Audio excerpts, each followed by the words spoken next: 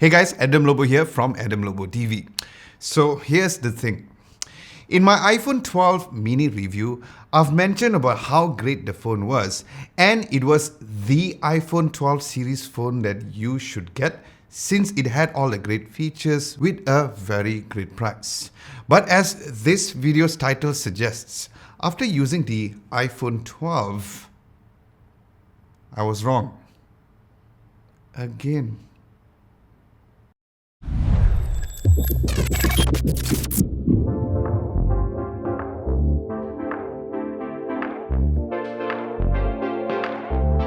Now the unboxing process was similar to the iPhone 12 mini, where it comes with a slightly bigger white box with the visuals of the phone in front.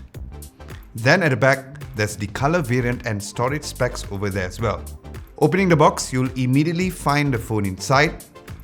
Looking below, there's the USB-C to Lightning cable. Then above, there's the SIM ejector pin, the user guide, and the Apple sticker.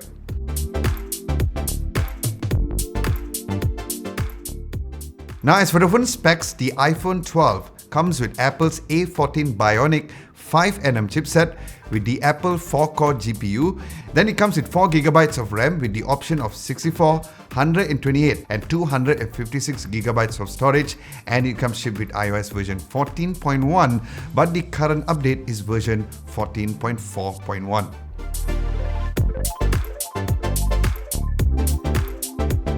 Alright, looking at the phone's design and build.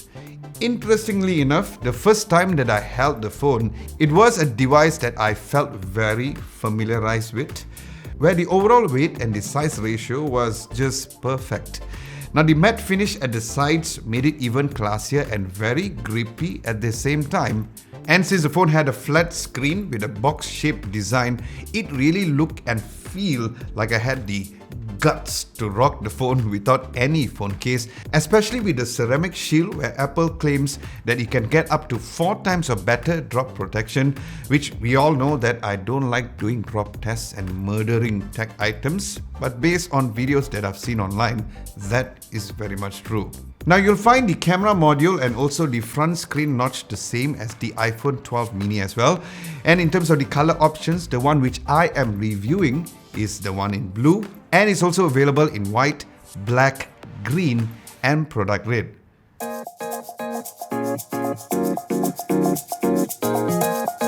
Now looking at the phone screen, it has a 6.1-inch Super Retina XDR OLED display with a resolution of 1170 by 2532 pixels with HDR10 with a very high peak brightness of 1200 nits, making the phone perfect to view even under a really bright harsh daylight. Now using the phone daily just felt great due to its screen quality and the color accurate screen, so it was great when it comes to having daily multitasking like social media browsing and watching videos as well. And consistent throughout all the iPhone 12 series is the Dolby Vision support, where you can actually see the Dolby Vision logo, which is something that I've never seen on any Android phone that I've reviewed in this channel, where usually there's only an HDR logo instead of Dolby Vision. Now as mentioned in my iPhone mini review that everyone, including me, was expecting a high refresh rate, but it did not come for any of the iPhone 12 series. However, even with the 60Hz refresh rate, I find it quite great because of its higher touch sampling rate of 120Hz, where it did make the screen feel very responsive indeed compared to any other 60Hz display on any other smartphone with a way lesser touch sampling rate. Yes, it would be nicer to have a higher refresh rate of 120Hz, just like how Apple did with the iPad Pro models, but rumor has it that it will be coming during the next iteration of the iPhone, so let's hope for that.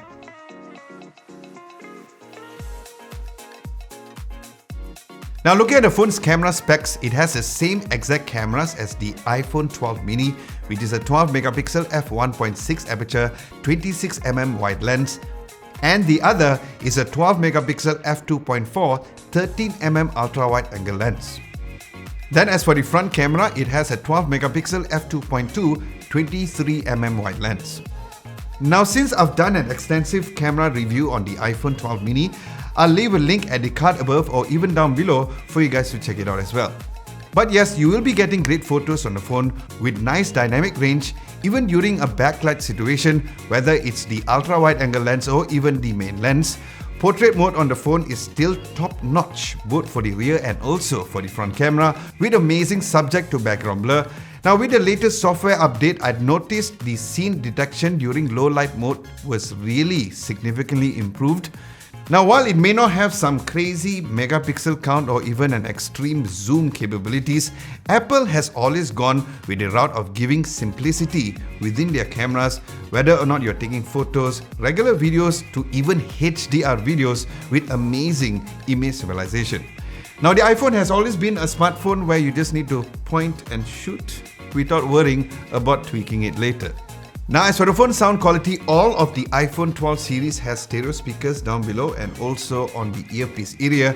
Now the overall loudness was heavily upgraded from the iPhone 12 mini at a massive 95.3 dB compared to 86 dB on the iPhone 12 mini, with better vocal clarity, mids and especially on the lower end as well. And here is a quick sound test.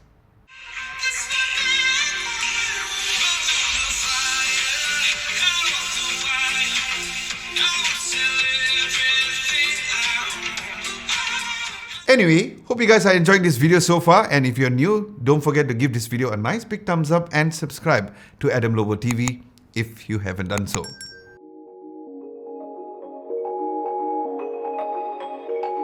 Now in terms of the phone software, it is upgradable to the latest iOS 14.4.1, where again I've gone through many new software features during my iPhone 12 mini review. And while there are tons of great improvements with the new iOS 14 like apps drawer and all, allow me to go through what I really liked and I wish would be better on the iOS 14. First, I really appreciated the widgets, especially the scrollable stack feature, where we are slowly getting more widgets readily available, which was nice. And while there's no swipe at the middle of the screen to go to the notification panel for easier navigation of that, I really like the back tap feature to go to the notification menu, or even the triple tap to go to the control center, where it is available through the accessibility settings. Now from an app usage perspective, well, you know what they say about how apps are more optimized on iPhones compared to Android? Well, that is actually true.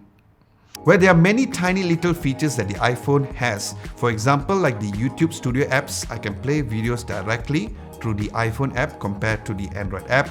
Now navigating through the menu system on WhatsApp is also way much better, especially when it comes to managing the media files over there.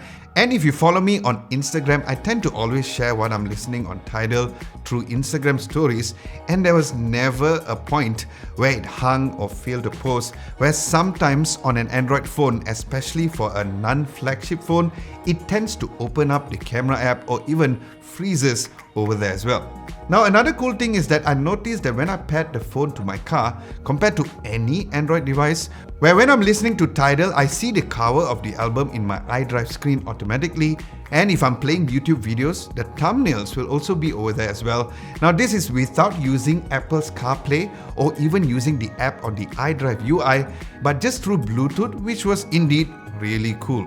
And going back to the basics, there are certain parts within my house where if I don't use Wi-Fi, the reception can be pretty bad, where I did see some improvement in terms of the overall reception using the same SIM card, which was very interesting indeed.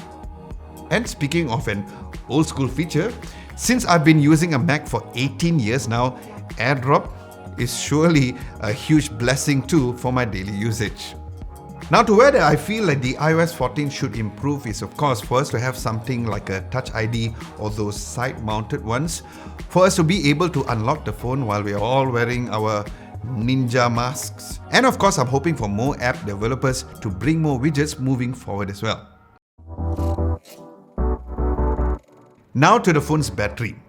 And guys, if you follow me on Instagram again, you saw a screenshot that I post on the amount of screen on time that I got on the phone, because with the battery capacity of 2815 milliamps of battery, I got a total of 5 hours and 58 minutes of screen on time when I was at 10% battery with dark mode turned on, and this mind-blowing results really shows that size does not matter when it comes to the phone's battery. So, I was wrong.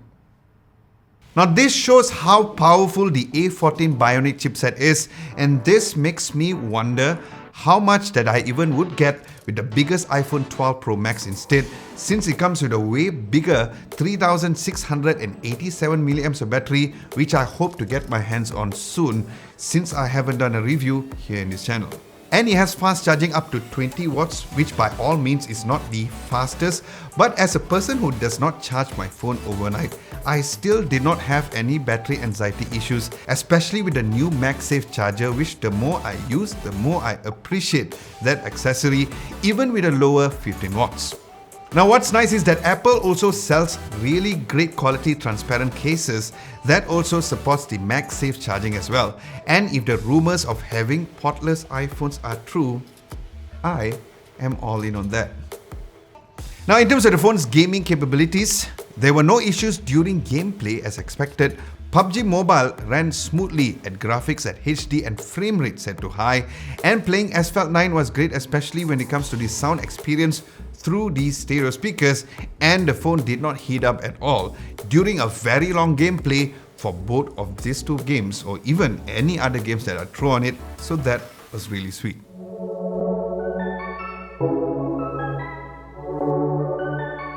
Now in conclusion, although that I'm super late in reviewing the iPhone 12, as a tech reviewer, I am really glad that I did, as the annoying YouTube algorithm usually favors reviews of smartphone that is new and trending.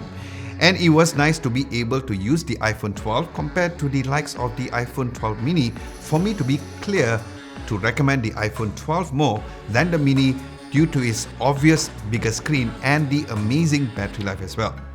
Now looking at the phone's price here in Malaysia, the iPhone 12 starts at a price of 3,899 ringgit, and I'll leave links down below for you guys to get yourself one. Alright guys, with this, do let me know what you guys think of the iPhone 12 at the comment section below, and would you guys get it? Aside from that, thank you so much for watching. Hope you guys enjoyed this video, and if you did, be sure to give this video a nice big thumbs up, like, share and subscribe to Adam Lobo TV if you haven't done so. My name is Adam Lobo, and I'll catch you guys in my next video.